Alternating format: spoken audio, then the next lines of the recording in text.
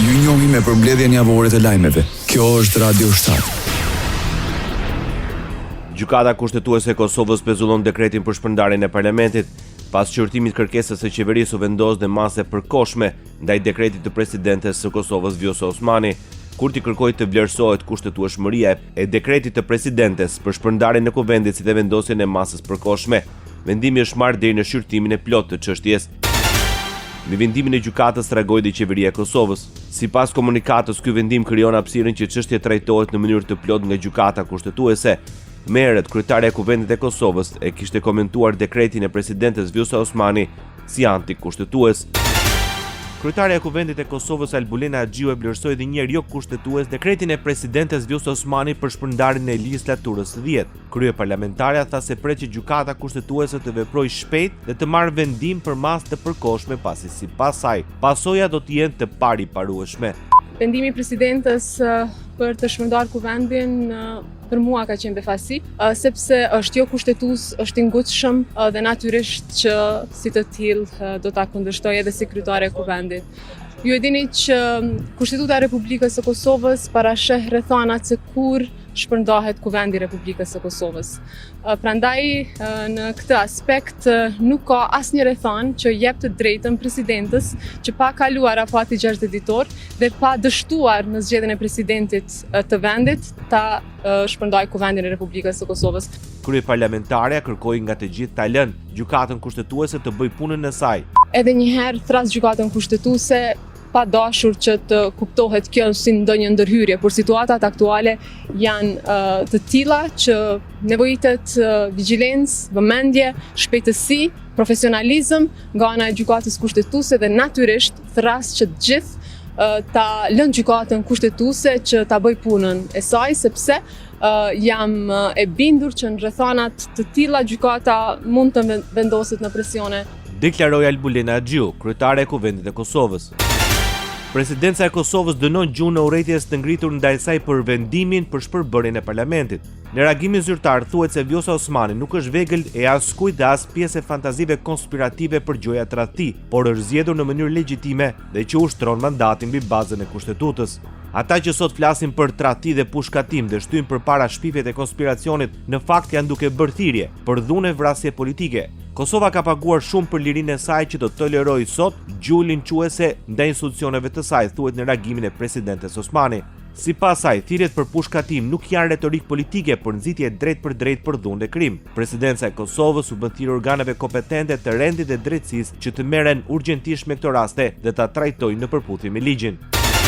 Kryetaria e Kuvendit e Kosovës Albulena Xhiu e komentoi si hapshëm të rëndësishëm vendimin e gjykatës kushtetuese të Kosovës për vendosjen e masës së përkohshme deri më 31 mars ndaj dekretit të presidentes Vjosa Osmani për shpërndarjen e kuvendit. Vendimi i gjykatës kushtetuese është një hap i rëndësishëm për të parandaluar pasoja që mund të dëmtonin funksionimin kushtetues të institucioneve të vendit, shkruan Albulena Xhiu. Sipas saj, kuvendi përfaqëson drejt për drejt vullnetin e qytetarëve dhe roli i tij në jetën demokratike të vendit është i pazëvendësueshëm.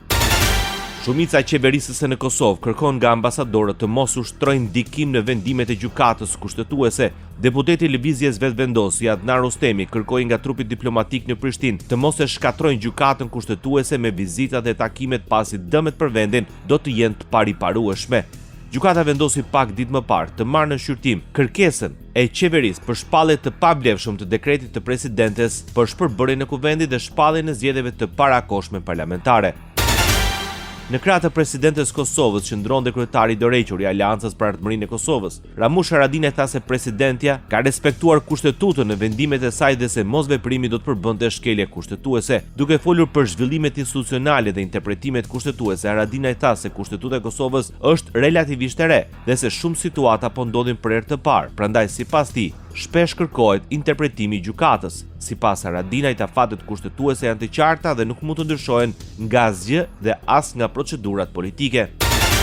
Kryetari i Lidhjes Demokratike në Kosovë, Lumir Avdigjiku, paralajmëron formimin e një bashkimi politik, por nuk ka dhënë më shumë detaje për këtë nisëm. Ai theksoi se koha kërkon bashkim të institucionalistëve, mbështetësve të Republikës dhe të gjithë qytetarëve që ndjekin rrugën euroatlantike e të cilët sipas tij kanë një shtëpi të përbashkët në Lidhjen Demokratike të Kosovës. Një rrëfim që bashkon, që normalizon jetën politike që zhvillon shteti dhe ankoron përgjithmonë në perëndim, apelon Avdigjiku.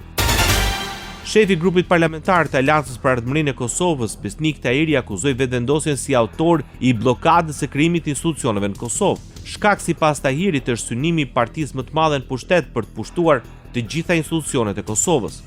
Për Aleancën për Ardhmërinë e Kosovës, vendi, shteti ynë, Republika e Kosovës është në situatën më të rëndë në postpavarësi, në një ndër krizat më të thella, me shumë të panjohura, duke e sjellë shtetin në një rrethon ku për mbi një vit, tani kemi hyrë në vitin e dytë, vazhdon një eksperimentim i betejave në letër ligjore dhe kushtetuese dhe mos funksionimit të shtetit dhe të qeverisë për funksionet që duhet t'i ushtroj parashikimtarëve të Kosovës. Deklaroi Besnik Tahiri. Ekonomi.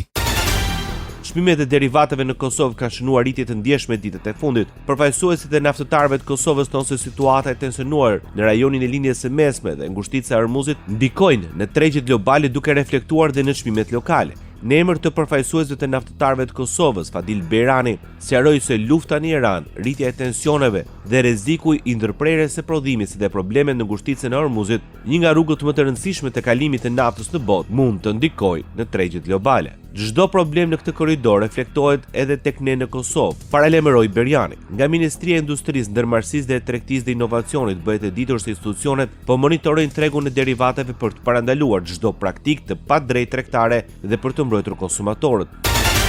Nga kjo e njëjtë në Kosovë fillon vendosja e tavanit për çmimin e naftës. Ministria e Industrisë, Ndërmarrësisë dhe Tregtisë Mimoza Kusari Lila deklaroi hyrjen në fuqi të çmimeve të reja maksimale për derivatet e naftës në treg. Sipas saj, bazuar në të dhënat e fundit, importi është realizuar me çmimin 1.4 euro për litër për naftë dhe 1.22 euro për litër për benzinë. Duke u bazuar në vendimin në fuqi për marzhet e fitimit, ajo bëri të ditur se çmimi maksimal i lejuar në treg nuk do të jetë më i lartë se 1.54 euro për litër të naftës dhe benzina 1.36 euro për litër. Kusari Lila u bëri thirrje qytetarëve që të raportojnë çdo parregullsi në tregun e derivateve përmes numrit pa pagesë. Ndoqet përmbledhjen javore të lajmeve. Kjo është Radio 7, zëri pozitiv i qytetit.